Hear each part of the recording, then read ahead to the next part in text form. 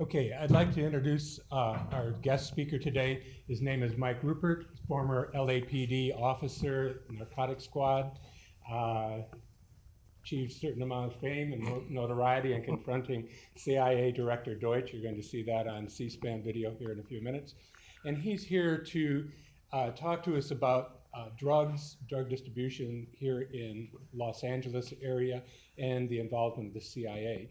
For the class members, this is something we've been looking at for the past month, and hopefully Mike's presentation will help fill in any gaps that the readings and the videos that you've seen already have left in your understanding of this. So Mike, for that brief introduction. Brief introduction. Thank you very much.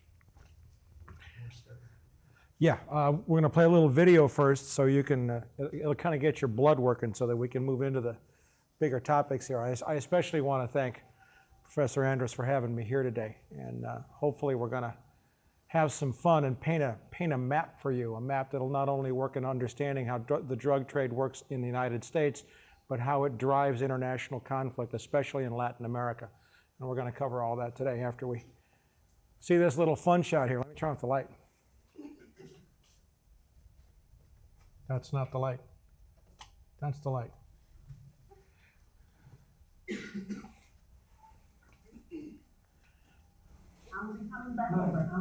I am a former Los Angeles Police narcotics detective, and I work South Central Los Angeles, and I will tell you, Director Deutsch, emphatically, and you speak further into the mic, so these mics don't seem to be... I will tell you, Director Deutsch, as a former Los Angeles Police narcotics detective, that the agency has dealt drugs throughout this country for a long time.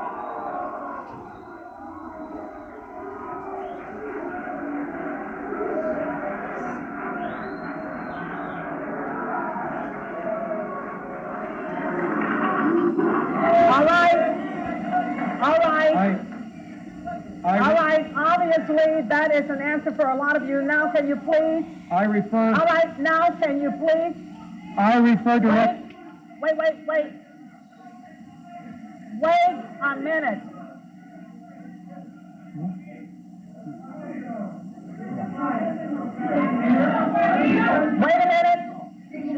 Wait a minute here. Wait a minute, if you don't like what's going on here, please leave now.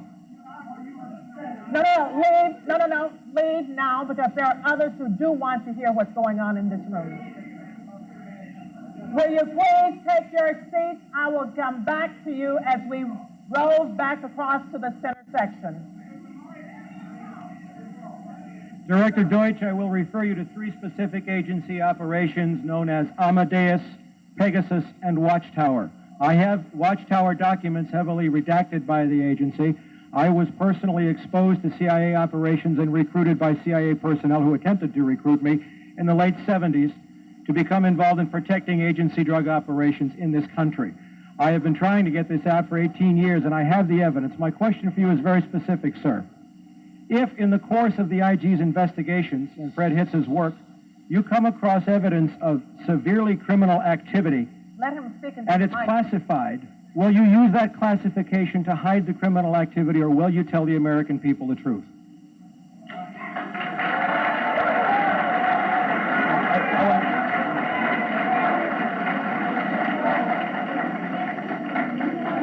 All right, you want to hear the response first from Congressman Julian Dixon and then from the director.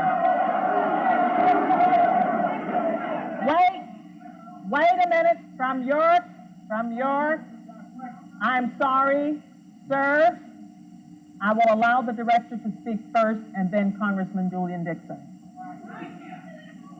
If you have information about CIA illegal activity in drugs, you should immediately bring that information to wherever you want, but let me suggest 3 places.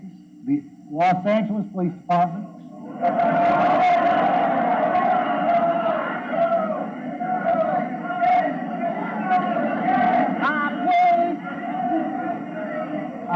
I'm sorry, others want to hear this answer. I am sorry, others want to hear this answer. It is your choice, the Los Angeles Police Department, the Inspector General, or Office of one of your Congress persons from this. Did that 18 years ago, sir, and I got shot at for it. Wait a minute, sir. Wait a minute. Wait a minute, sir. And Sir, you have not gotten the mic yet. You are not. But wait a minute, then don't speak out of turn. let me say something else. If this information turns up wrongdoing, we will bring the people to justice and make them accountable. All right, Congressman Dixon. Thank you, sir, for coming. Let's just get this a snippet from minute Dixon, here. then we'll cut it. I thought you did not want to be here, but now that you are here, please let us hear and listen. Thank you very much. Sir, I want to thank you for coming. You were at the last meeting. The staff probably had the spelling of your name wrong, but we would like to talk to you. We have been looking for a couple of days for you, and we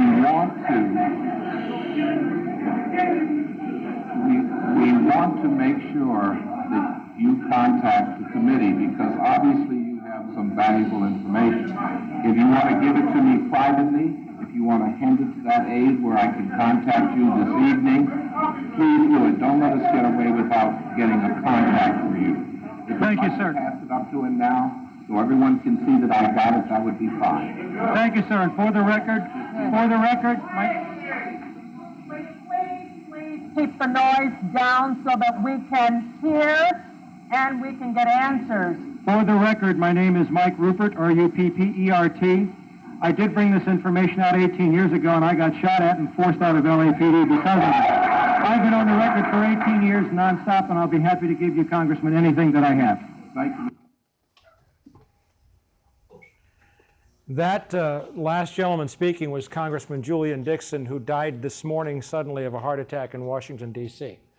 To his immediate right was Congresswoman Jane Harman of Torrance, both of whom were Democratic Party members of the House Permanent Select Committee on Intelligence.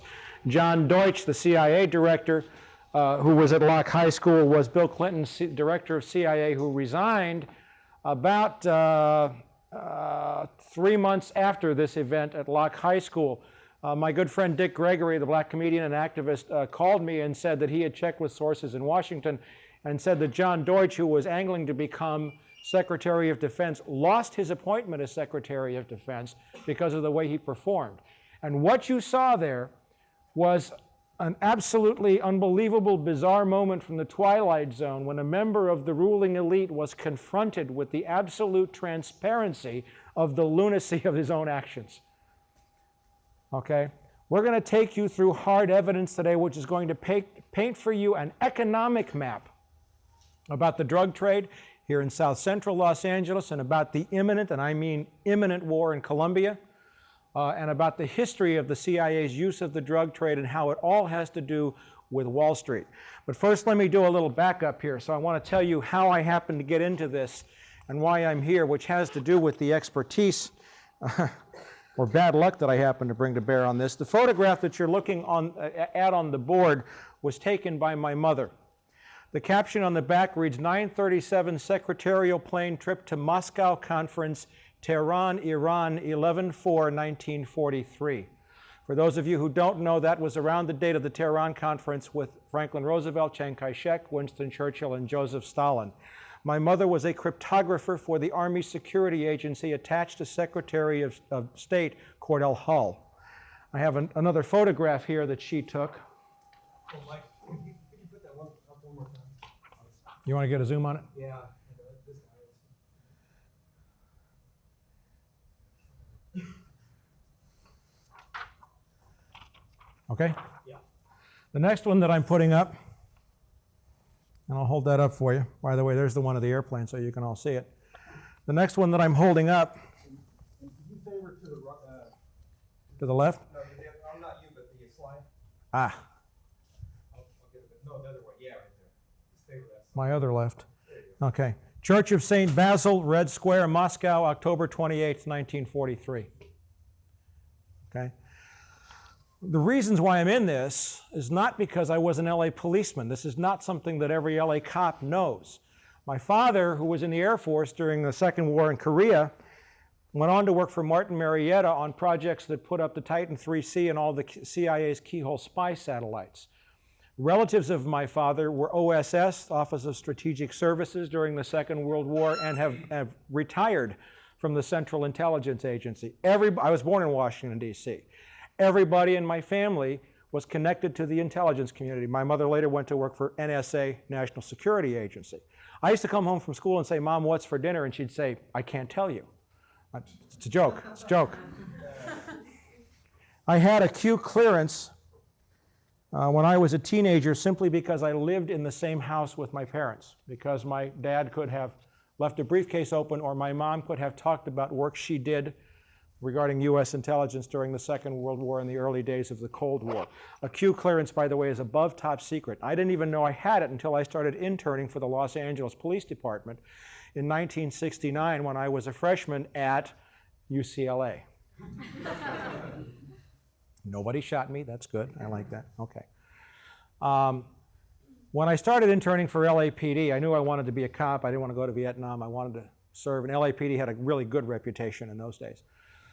And the funny thing happened, though, was that when I became a police student worker at LAPD, they ran a background check on me and almost immediately found out my family history. And LAPD is infiltrated heavily by the Central Intelligence Agency. And I will tell you, and that's a whole separate lecture, that the CIA routinely places covert agents, either deep cover case officers or contract agents, in all major police departments throughout the country. You should know from the National Security Act of 1947 that created CIA that it is illegal for the CIA to operate inside the United States.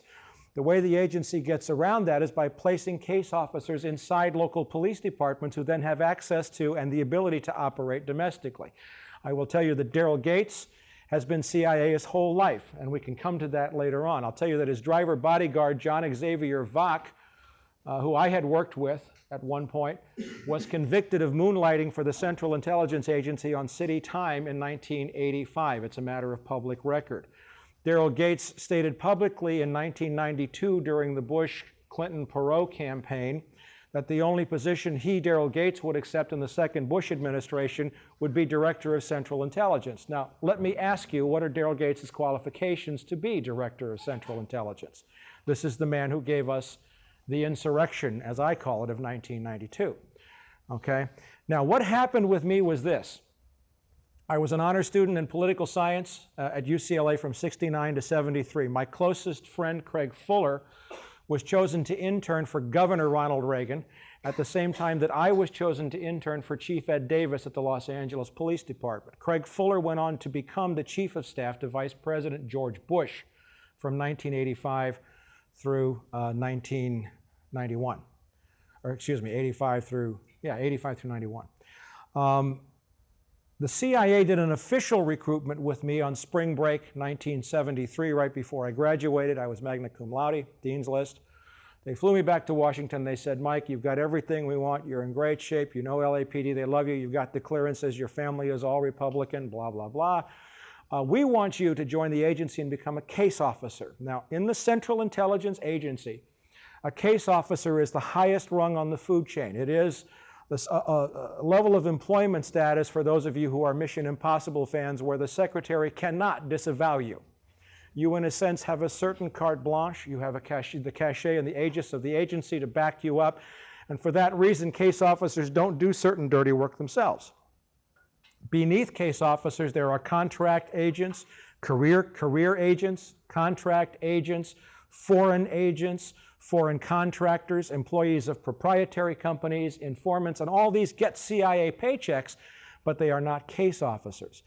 The recruitment pitch in Washington, D.C. was for me to become a case officer with CIA, and they would then put me back through the Los Angeles Police Academy and groom me to become a high-ranking member of LAPD, eventually possibly chief, and that would be my cover.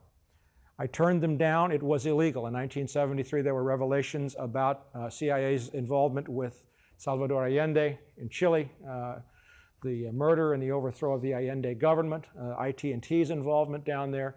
CIA was getting some bad press. It scared me. I thought if the agency was going to offer me a job, they would make me James Bond and send me to Paris so that I could chase pretty women and drink wine. I mean, that's, I'm sorry, I was a product of American media at the time. So I turned him down. I came back, I joined the LA Police Academy, was valedictorian for 3 classes, and I hit the streets in the jungle, which is not far from here. It was in Wilshire Division in those days. If you know where the jungle is, it's right over by Crenshaw and Martin Luther King. That was my area. I specialized in narcotics, was in 2 shootings, got all these commendations, loved my job.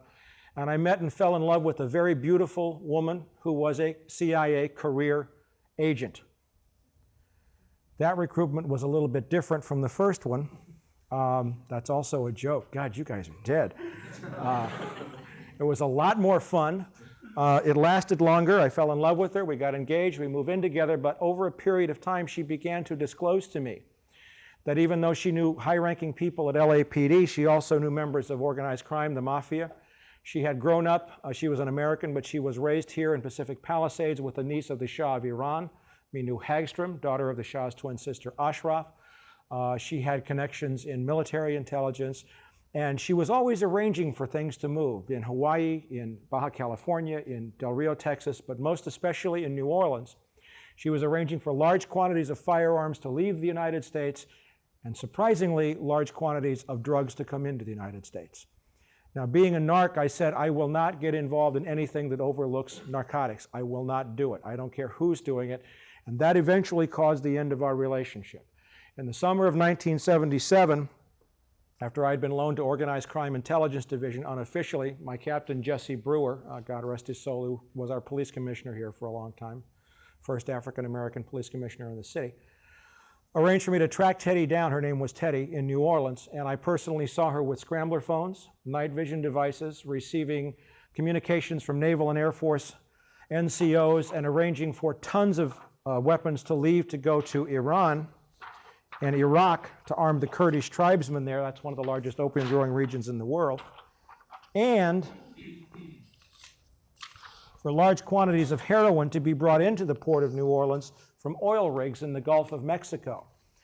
Some operated by Zapata Oil, but others just basically operated by the CIA or major oil companies. I tried to report, I broke off the relationship with her and I tried to report it. I said my government's dealing drugs and it's wrong. I was eventually forced out of LAPD in the end of November 1978. I received tape-recorded death threats. I was being burglarized. I had been shot at in New Orleans.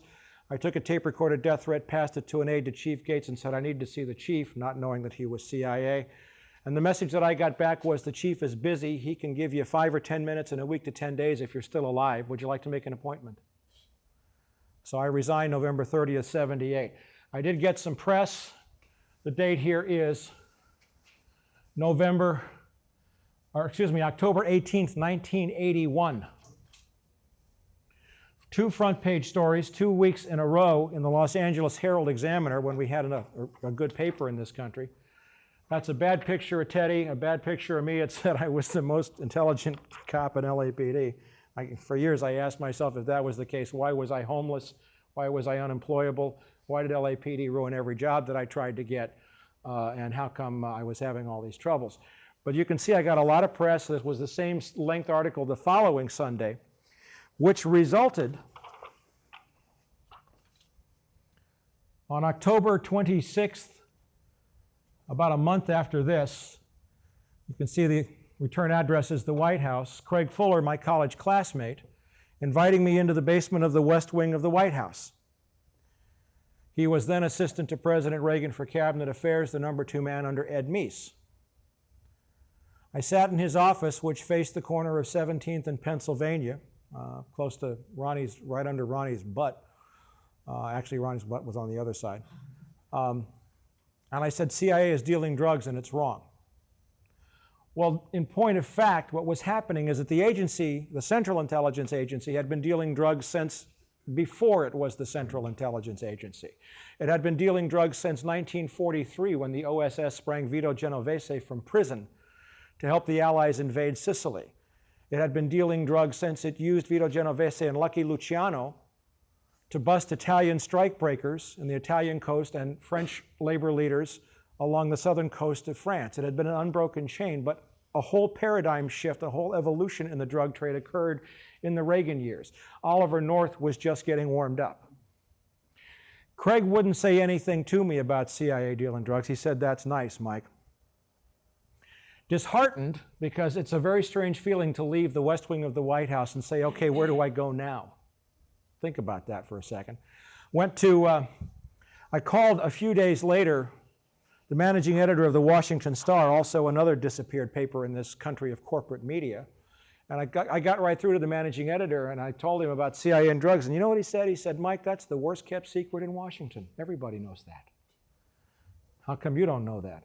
Now, I now publish From the Wilderness, which is a newsletter, and I have been at this, as I said, for a long time.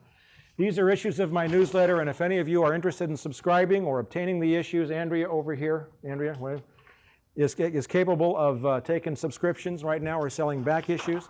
It's read by 13 members of Congress, the intelligence committees of both houses, professors at 10 universities, including the illustrious and illumined David Andrus of SC, and subscribers in 11 countries. And some of the things that we do we acquire and we publish documents like this one. Now, in the late 80s and early 90s, 26 C-130 Hercules aircraft disappeared out of the Department of Defense. They didn't really disappear. They were given to the U.S. Forest Service, supposedly to fight fires in America, out in Colorado or wherever there were forest fires. The problem was that some of these C-130s were turning up in Pakistan, Iran, Mexico, Panama, Colombia, and they were loaded with drugs. They weren't loaded with fire retardant chemicals, okay? It became something of a small scandal, resulting in a number of federal actions. And this is a memo to George Leonard, Associate Chief of the Forest Service, from Kenneth Cohen, Assistant General Counsel. I'll just read you one little sentence down here.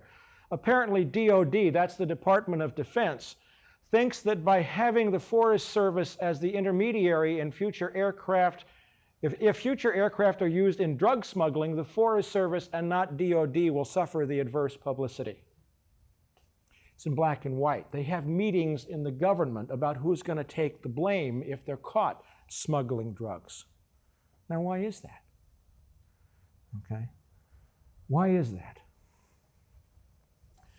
$250 billion a year out of the $500 billion a year that circulates in the world economy from drug trade alone are laundered through the United States economy. $250 billion a year.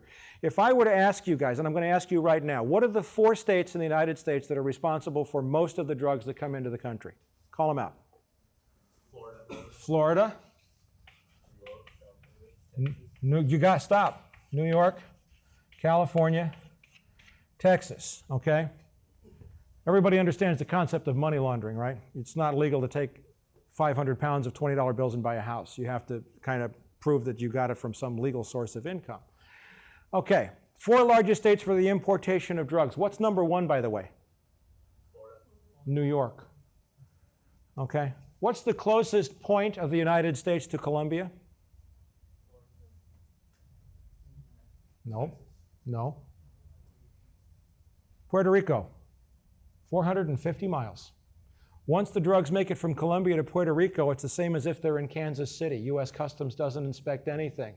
The single largest flow of goods and services anywhere in the hemisphere is from Puerto Rico to New York City. Okay? Which 4 states now are